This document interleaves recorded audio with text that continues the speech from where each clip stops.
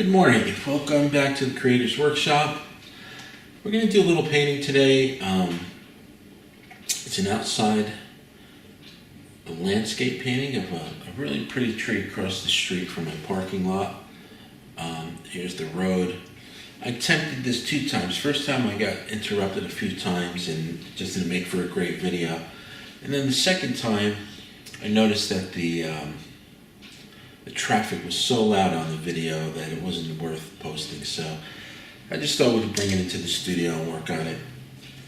So, like all our videos, we'll do some basic principles.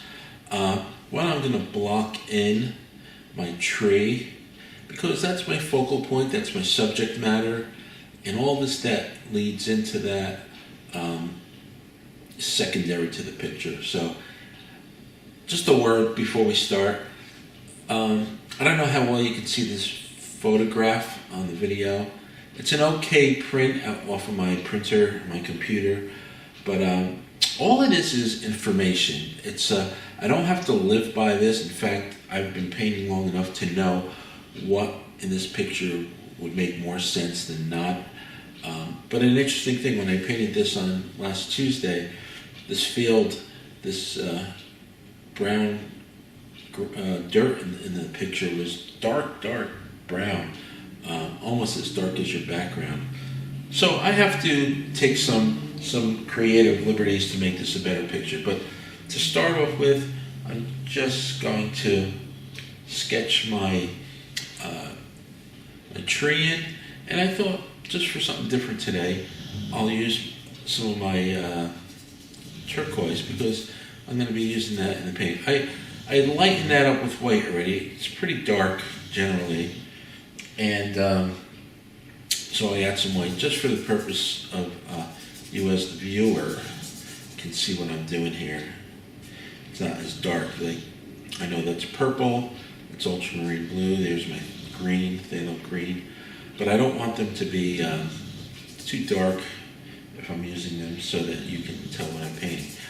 Just real quick, again, my palette of colors is titanium white, cadmium yellow, cadmium orange, cadmium red light, magenta, quinacridone magenta, dioxazine purple, ultramarine blue, phthalo turquoise, phthalo green, yellow ochre, and it's just a mixture of green that I make to paint outdoors. It's a combination of yellow, ultramarine blue, with just a touch of phthalo green in there. But I tone it to, actually too, there's just a touch of magenta in there, just to tone the green down. But it's a good mix, a working mix, because you can lighten it, you could make it more colorful, you can make, chromatically, you can bring it up. It darkens easily, so it's a nice middle tone. We might use that later here in the grass. But let's get painting. So the first thing I want to do is sketch in my basic tree shape. And just so I know, I do this visually when I'm painting outdoors, but I want to block this in just to get an idea. I don't want it to go too far off the canvas. Right? I have some branches that come out here. This comes up on an angle. My top is about there. I have an angle that goes there. Just roughing it in. And I don't want to run the tree right to the bottom because I see I have that curve that goes across somewhat like that. I'll probably make this part of the grass after I get all that in. But going back to my tree sketch, so I'm coming down here. Might come out a little bit, make a little bit more color out there.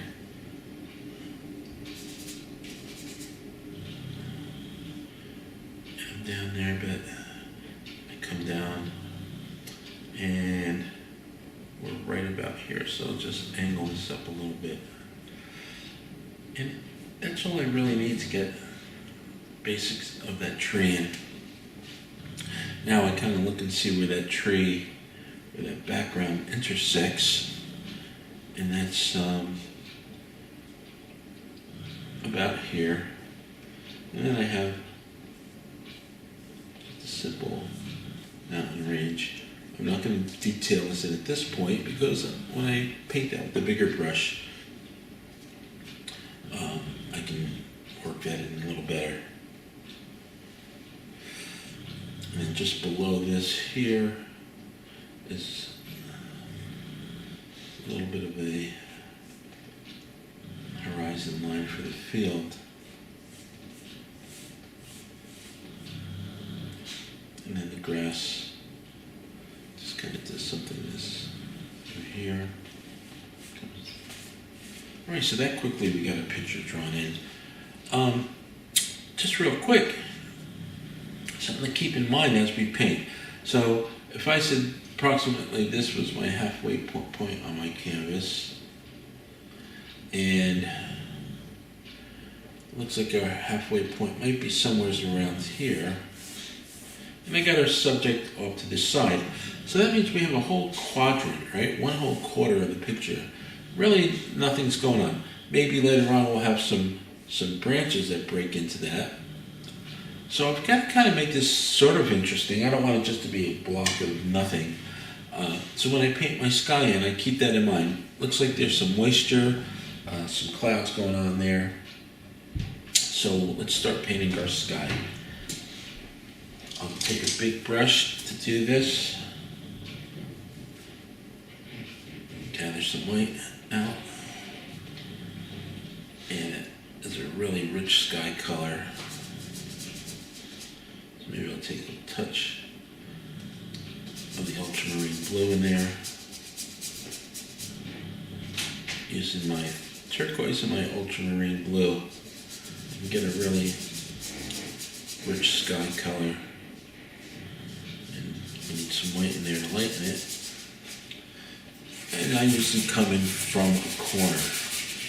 This way, if I'm way off on the color, I can change it. And it doesn't hurt to keep your corners a little bit darker. It just frames your picture in. There's no set rules. Don't do it on every painting, but if I look at this corner's much darker in the picture. And if I remember, I actually set this picture up yesterday morning, Easter morning, April 12th, and I was going to paint outdoors, but once again, I did a little test video, and I noticed that the volume of the traffic, I guess it was coming off the highway, was so loud, it didn't really help. So we'll take it inside. Sometimes you have to take it inside, even though we love to paint outdoors. It's quite challenging now. This pandemic, all our parks are closed, so we have to do what we can do to get through it here. I'm just down here. I've got a little bit of that cerulean that I had, not cerulean, that phthalo turquoise that I mixed earlier. So I'm just using that up too.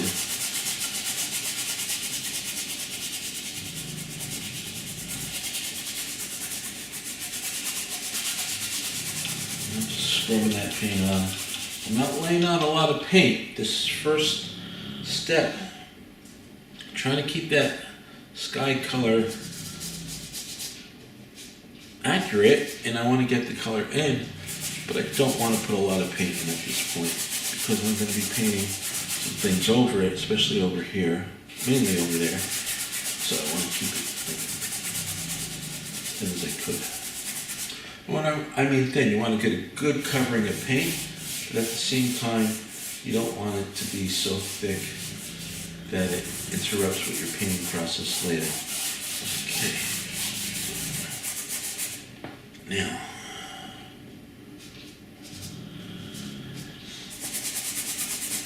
come down a bit lighter.